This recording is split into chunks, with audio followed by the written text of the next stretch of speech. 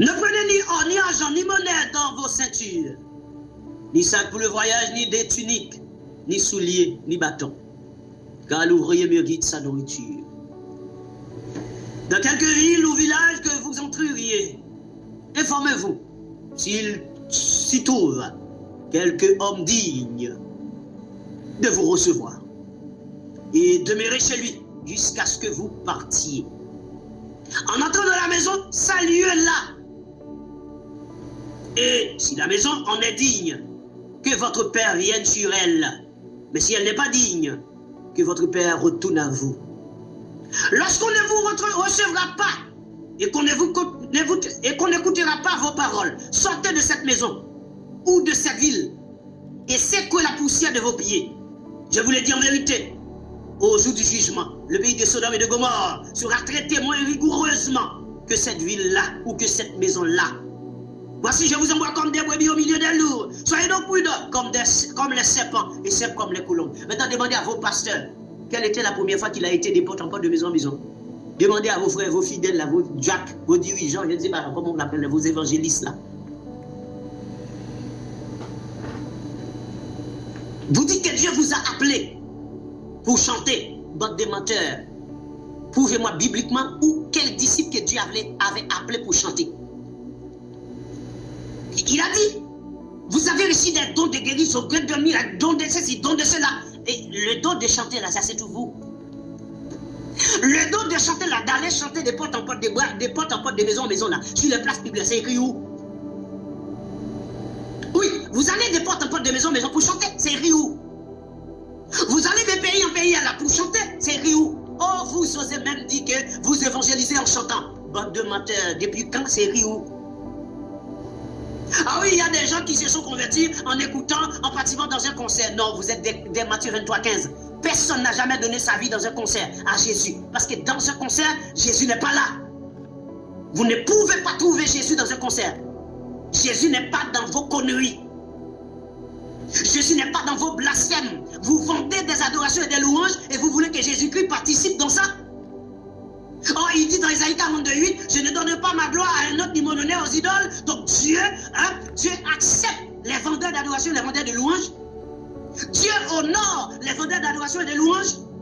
Dieu accepte et honore les pasteurs qui vendent les enseignements, bibliques, vendent des prières. Dieu accepte ça. Dieu honore ça. On m'a envoyé une photo, soi-disant, un faux pasteur ici qui s'appelle Claudie. Claudie quoi? Claudie. C'est même les conneries démagogiques des Shalom là. Pasteur Claudie quoi? Vous connaissez de qui? On m'a envoyé une photo où ce monsieur organise une fête pour son anniversaire. Il invite des gens et il demande aux gens de payer 50 € ou 50 $. Regardez.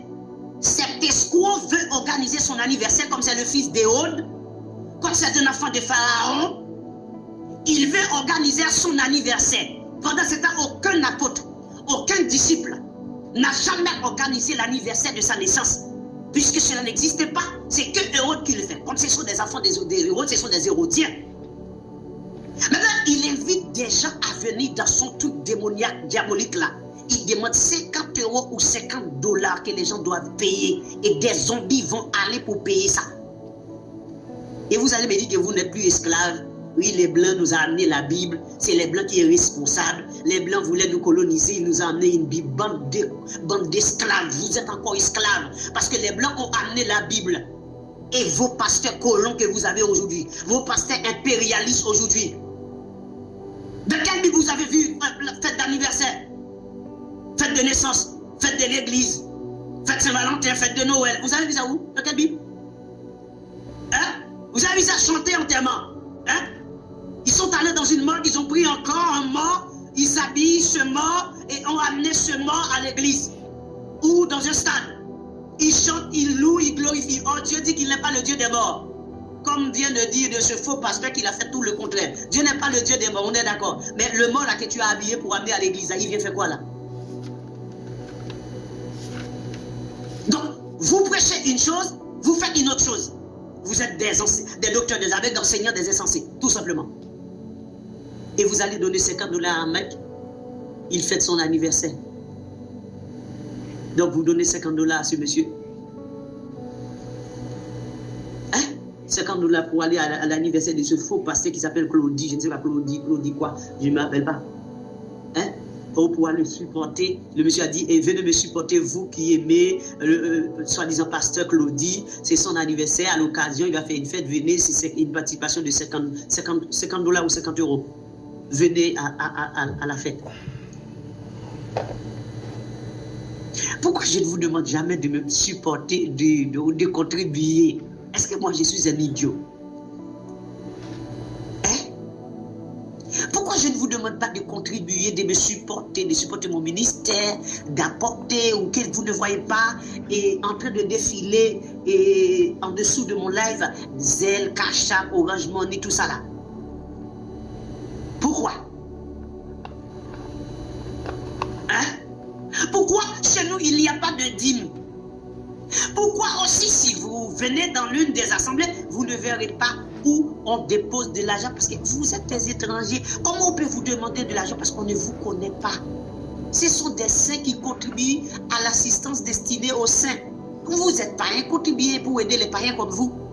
Mais nous les saints là, on ne veut pas demander à des païens. Nous ne vous connaissons pas. Vous devez être d'abord enfant de Dieu pour pouvoir contribuer, pour soutenir les enfants de Dieu.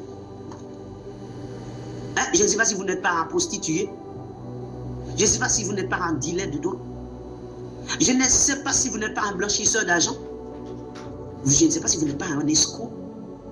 Je ne sais pas si ce n'est pas la bourse en jour où ISO qui vous a donné de l'argent dans la rue, là, vous allez contribuer dans l'argent de kidnapping, l'argent des drogues, là, ou l'argent des malversations, hein, et que vous allez contribuer. Contribuer où ça? Contribuer où ça? Et pourquoi est-ce que j'aurais besoin que vous supportez mon ministère? Vous êtes qui? Jésus-Christ de Nazareth? Êtes-vous le Saint-Esprit? Vous ne pouvez pas supporter mon ministère. Celui qui m'a donné ce ministère, c'est celui-là que j'ai besoin pour conduire mon ministère. Mais pas vous. Absolument pas vous. Vous savez pourquoi ces gens ne vont pas de maison en maison, de porte en porte? Voilà pourquoi. Il dit, voici, je vous envoie comme des brebis au milieu des loups. Soyez donc prudents comme les serpents et simples comme les colombes. Mettez-vous en garde contre les hommes, car ils vous livreront aux tribunaux. Et ils vous battront de verge dans leur synagogue.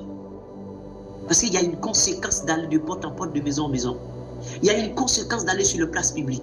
Il y a une conséquence de prêcher dans les trains, dans les bus ou partout, ou dans les carrefours où vous prêchez l'évangile. Il y a une conséquence. Êtes-vous prêt à en subir cette connaissance, cette conséquence? Êtes-vous prêt? Pourquoi vous allez voir des gens qui, dans les rues, en train d'évangéliser?